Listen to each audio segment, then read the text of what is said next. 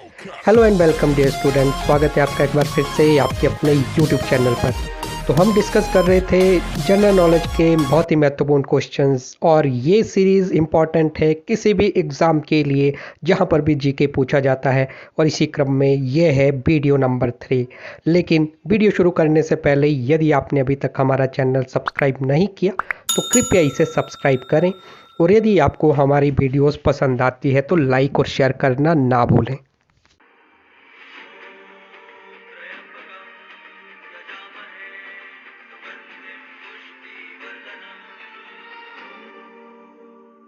तो आज का पहला प्रश्न है, सन 1939 ईस्वी में कांग्रेस छोड़ने के बाद सुभाष चंद्र बोस ने किस दल की स्थापना की थी?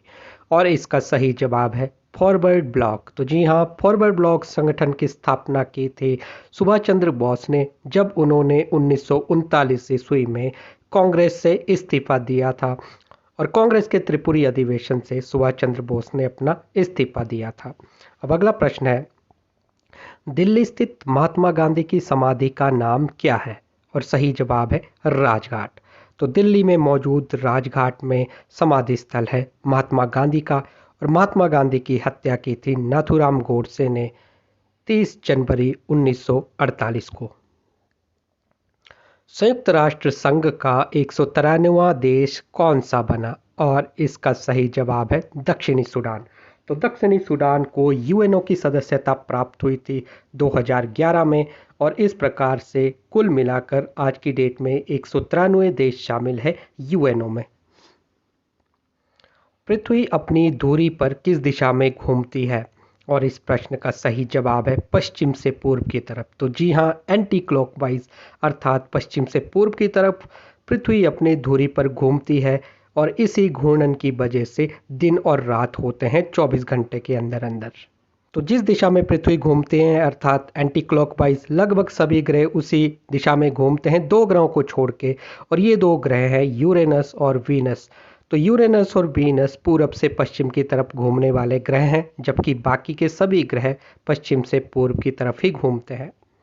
अब अगला प्रश्न है, ओलंपिक खेलों में पदक जीतने वाली पहली भारतीय महिला खिलाड़ी कौन थी?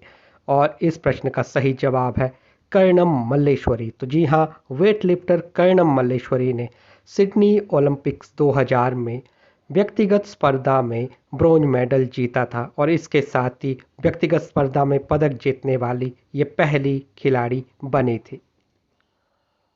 किस सुल्तान ने अपनी राजधानी को दिल्ली से दौलताबाद स्थानांतरित किया था? और इसका सही जवाब है मोहम्मद बिन तुगलक। तो मोहम्मद बिन तुगलक ने 1327 ईस्वी में अपनी राजधानी को दिल्ली से दौलताबाद, जिसे पहले देवगिरी बोला जाता था, वहां पर स्थानांतरित किया था। और उसके बाद देवगिरी का नाम दौलताबाद कर दिया था। डूरंड कप का संबंध किस खेल से है? और इसका सही जवाब है फुटबॉल। तो फुटबॉल से संबंध रखता है डूरंड कप। और यह सबसे पहले खेला गया था 1888 में अन्ना डेल ग्राउंड शिमला में। संसद के दोनों सदनों की संयुक्त बैठक की अध्यक्षता कौन करता है? और इसका सही जवाब है लोकसभा अध्यक्ष। तो लोकसभा अध्यक्ष संसद के संयुक्त सत्र की अध्यक्षता करते हैं, जबकि संसद के संयुक्त सत्र को आहूत करते हैं राष्ट्रपति। विश्व का सबसे ऊंचा पठार कौन सा है? और सही जवाब है पामीर अर्थात तिब्बत का पठार। तो विश्व की छत के नाम से प्रसिद्ध है पामीर का पठार, और इसकी एलिवेशन है 5000 किलोमीटर के करीबन। भारतीय राष्ट्रीय कांग्रेस की पहली भारतीय महिला अध्यक्ष कौन बनी थी? और इसका सही जवाब है सरोजिनी नायडू। तो जी हाँ, नाइटिंगेल ऑफ इंडिया, भारत की कोकिला सरोजिनी नायडू भारतीय राष्ट्रीय कांग्रेस की अध्यक्षा बनने वाली पहली भारतीय महिला थी। और यह सौभाग्य इन्हें प्राप्त हुआ था 1925 में। भारतीय थल सेना के पहले भारतीय सेना अध्यक्ष कौन थे?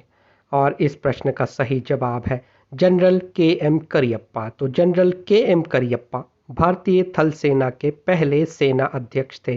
और कमेंट में आप बता सकते हैं वर्तमान में भारतीय थल सेना के अध्यक्ष कौन है। ज्ञानपीठ पुरस्कार किस क्षेत्र से संबंधित है? और आंसर है साहित्य से। तो जी हाँ, भारतीय साहित्य का सबसे बड़ा पुरस्कार माना जाता है ज्ञानपीठ पुरस्कार। और सबसे पहले ज्ञानपीठ पुरस्कार जीतने वाले भारतीय थे शंकर कुरूप, और मलयालम भाषा में उन्हें यह पुरस्कार मिला था। विजय स्तंभ कहाँ पर स्थित है? और इसका सही जवाब है चित्तौड़गढ़, राजस्थान। तो चित्तौड़गढ़ में स्थित है विजय स्तंभ और इसी को ही कीर्ति स्तंभ के नाम से भी जाना जाता है, जबकि इसका निर्माण करवाया था राणा कुंभा ने। भाभा परमाणु अनुसंधान केंद्र कहाँ पर स्थित है? और इसका सही जवाब है ट्रॉम्बे, महाराष्ट्र में। तो BARC अर्थात Bhabha atomic research centre situated है ट्रॉम्बे, महाराष्ट्र में। और होमी जहांगीर भाभा के नाम पर यह अनुसंधान केंद्र स्थापित किया गया था। और होमी जहांगीर भाभा वही इंसान है जिन्होंने भारत में परमाणु अनुसंधान की शुरुआत की थी। हड़प्पा की सभ्यता किस युग से संबंधित है? और आंसर आएगा कांस्य युगीन सभ्यता। तो हड़प्पा की सभ्यता को हम कांस्य युगीन सभ्यता के नाम से भी जानते हैं। साथ ही साथ सिंधु घाटी की सभ्यता को हम फर्स्ट अर्बनाइजेशन के नाम से भी जानते हैं। UGC की स्थापना कब हुई थी? और इसका सही जवाब है 1956 में। तो यूनिवर्सिटी ग्रांट कमीशन की स्थापना 1956 में हुई थी और इसका मुख्यालय है दिल्ली में। कमेंट में जाकर आप मुझे बता सकते हैं कि UGC के पहले अध्यक्ष कौन थे। अब बढ़ते हैं अगले प्रश्न की तरफ और क्वेश्चन है संविधान सभा के पहले स्थायी अध्यक्ष कौन थे? और इसका सही जवाब डॉक्टर राजेंद्र प्रसाद। तो जी हाँ, 11 दिसंबर 1946 को संविधान सभा के स्थायी अध्यक्ष चुने गए थे डॉक्टर राजेंद्र प्रसाद, जबकि इससे 2 दिन पहले यानी 9 दिसंबर 1946 को संविधान सभा के पहले अस्थायी अध्यक्ष चुने गए थे, जिनका नाम था डॉक्टर सच्चिदानंद सिन्हा। 1857 की क्रांति के बाद अंग्रेजों ने मुगल बादशाह बहादुर शाह जफर को कैद करने के लिए कहां भेजा? और इसका सही जवाब है रंगून, जो कि बर्मा म्यांमार की राजधानी है। तो 1857 की क्रांति के बाद मुगल बादशाह बहादुर शाह जफर को अंग्रेजों ने आत्मसमर्पण के लिए मजबूर किया और उसके बाद पेंशन के ऊपर छोड़ दिया और भेज दिया था रंगून। खुदा बख्श पुस्तकालय कहाँ पर स्थित है? और इसका सही जवाब है पटना में। तो पटना में मौजूद है खुदा बख्श पुस्तकालय और इसकी स्थापना की गई थी 1891 में खान बहादुर खुदा बख्श द्वारा। किस मौलिक अधिकार को 44वें संविधान संशोधन द्वारा हटा दिया गया था? और ये क्वेश्चन काफी बार पूछा जाता है। इसका सही जवाब है संपत्ति का अधिकार। तो राइट टू प्रॉपर्टी, जो कि हमारा 7वां मौलिक अधिकार था, इसे 44वें संविधान संशोधन 1978 द्वारा मौलिक अधिकारों की सूची से हटा दिया गया और आज की डेट में यह एक कानूनी अर्थात लीगल राइट है। अमेरिका ने कौन सा राज्य 1867 में रूस से खरीदा था? और इसका सही जवाब है अलास्का। तो अलास्का पहले रूस के पास था और 1867 में इसे अमेरिका ने खरीदा था। किस देश की समुद्री सीमा सबसे लंबी है? तो पूरी दुनिया में ऐसा कौन सा देश है जिसकी सबसे लंबी समुद्री सीमा है? तो उसका आंसर आ जाएगा कनाडा और इसकी कुल समुद्री सीमा है 2,02,080 किलोमीटर। मौसम संबंधित परिवर्तन वायुमंडल की किस परत में होते हैं? और इसका आंसर है क्षोभ मंडल में।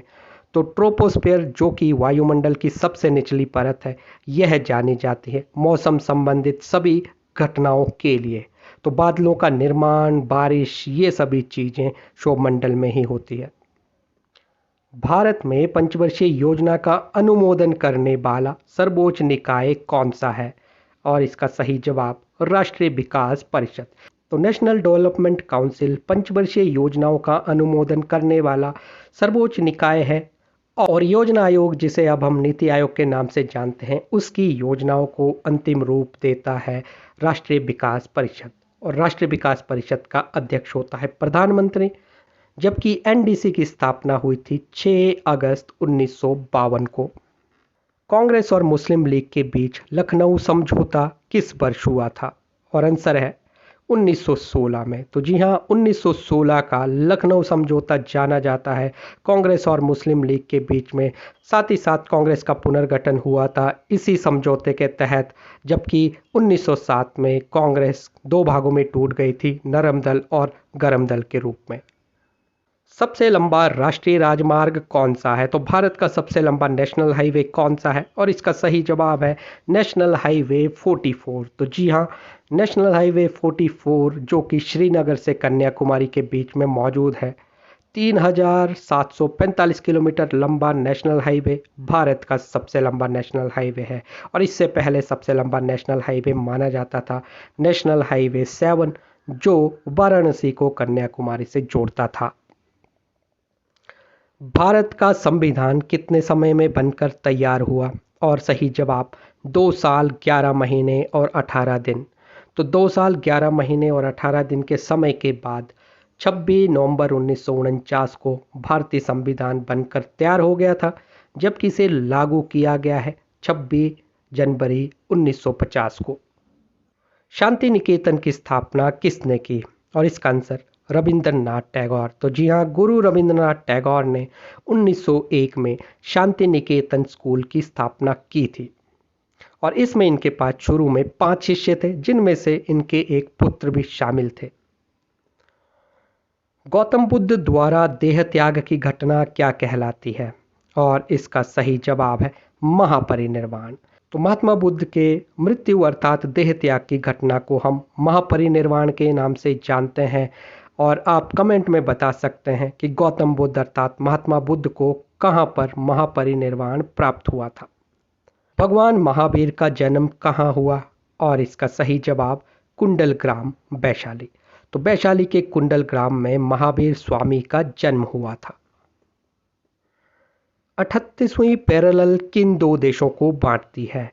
तो 38 डिग्री पैरेलल किन दो देशों को बांटती है? इसका सही जवाब है उत्तर कोरिया और दक्षिण कोरिया। भारतीय प्रायद्वीप का नाम क्या है? और इसका सही जवाब है दक्कन का पठार। तो जी हाँ, दक्कन का पठार दुनिया का दूसरा सबसे बड़ा पठार है अरब प्रायद्वीप के बाद। संसद के 2 सत्रों के बीच अधिकतम अवधि कितनी हो सकती है? और इसका आंसर है 6 माह। तो 6 महीने के अंदर अंदर संसद का दूसरा सत्र शुरू हो जाना चाहिए। और कुल मिलाकर भारतीय संसद में 3 सत्र होते हैं। साल का पहला सत्र होता है बजट सत्र, दूसरा सत्र है मॉनसून सत्र और तीसरा सत्र होता है शीतकालीन सत्र। भारत के कितने प्रतिशत भूभाग पर वन है? तो कितना प्रतिशत क्षेत्र फॉरेस्ट से कवर्ड है भारत का? और इसका सही जवाब 21.67%। तो 2019 के आंकड़ों के हिसाब से 21.67% क्षेत्रफल भारत का वनों के अधीन है। अब बढ़ते हैं अगले क्वेश्चन की तरफ। और अगला क्वेश्चन है, खजुराहो के मंदिर किस वंश के शासकों ने बनाए थे? और इसका सही जवाब है चंदेल शासकों ने। तो चंदेल शासकों ने खजुराहो के मंदिरों का निर्माण करवाया था और ये मौजूद है मध्य प्रदेश में। साथ ही साथ इन्हीं गुफाओं में मौजूद है 64 योगिनी मंदिर भी। रिपब्लिक नामक पुस्तक के रचनाकार कौन थे? और इसका सही जवाब है प्लेटो अर्थात अफलातून। तो प्लेटो को जाना जाता है रिपब्लिक पुस्तक की रचना के लिए। एनसीसी की स्थापना किस वर्ष हुई थी? और इस प्रश्न का सही जवाब है 1948 में। तो 16 अप्रैल 1948 को एनसीसी की स्थापना की गई थी। भारतीय संविधान में कुल कितनी अनुसूचियां हैं? और इस प्रश्न का सही जवाब है 12 अनुसूचियां। तो आज की डेट में भारतीय संविधान में कुल 12 अनुसूचियां हैं, जबकि मूल रूप से पहले 8 अनुसूचियां इसमें शामिल थी। नील नदी का उपहार किस देश को कहा जाता है? और इसका सही जवाब है मिस्र यानी कि इजिप्ट। तो इजिप्ट अर्थात मिस्र को नील नदी की देन कहा जाता है, क्योंकि इसकी राजधानी काहिरा नील नदी के किनारे पर स्थित है। और नील नदी दुनिया की सबसे लंबी नदी मानी जाती है, जिसकी लंबाई है 6650 किलोमीटर। अमेरिका की खोज किसने की थी? और इसका सही जवाब है क्रिस्टोफर कोलंबस ने। तो क्रिस्टोफर कोलंबस ने 1492 ईस्वी में अमेरिका की खोज की थी। 7 पहाड़ियों का नगर किसे कहा जाता है? और इसका सही जवाब है रोम। तो इटली की राजधानी रोम को हम जानते हैं 7 पहाड़ियों के नगर के नाम से। साथ ही साथ रोम को कहा जाता है प्राचीन विश्व की साम्राज्ञी। सुंदरलाल बहुगुणा का संबंध किस आंदोलन से है? और इसका सही जवाब है चिपको आंदोलन। तो जी हाँ, चिपको आंदोलन जो कि अस्तित्व में आया था 1973 में। आज की डेट में उत्तराखंड के गढ़वाल क्षेत्र में यह आंदोलन किया था पेड़ों की कटाई को रोकने के लिए। और इसके प्रमुख नेता थे सुंदरलाल बहुगुणा, जिनका हाल ही में मई के महीने में देहांत हो गया। और सुंदरलाल बहुगुणा के अलावा इसी आंदोलन से जुड़ी हुई एक महिला एक्टिविस्ट थी, जिनका नाम था गौरा देवी। पोंगल किस राज्य का त्योहार है? और इस प्रश्न का सही जवाब है तमिलनाडु। तो तमिलनाडु का प्रमुख त्योहार है पोंगल। और पोंगल त्योहार ठीक उसी प्रकार से जिस प्रकार उत्तर भारत में हम मकर संक्रांति को मनाते हैं। माउंट एवरेस्ट पर 2 बार चढ़ने वाली पहली भारतीय महिला कौन थी? और इसका सही जवाब है संतोष यादव। तो संतोष यादव भारत की ऐसी महिला जो माउंट एवरेस्ट पर 2 बार चढ़ी हैं। पहली बार 1999 में, जबकि दूसरी बार 2001 में। और आज का लास्ट क्वेश्चन है, विश्व रेड क्रॉस दिवस किस तारीख को मनाया जाता है? और इसका सही जवाब है 8 मई। तो हर साल 8 मई के दिन वर्ल्ड रेड क्रॉस डे मनाया जाता है। और साथ में कमेंट में आप बता सकते हैं कि रेड क्रॉस के फाउंडर कौन थे, अर्थात रेड क्रॉस की स्थापना किसने की थी।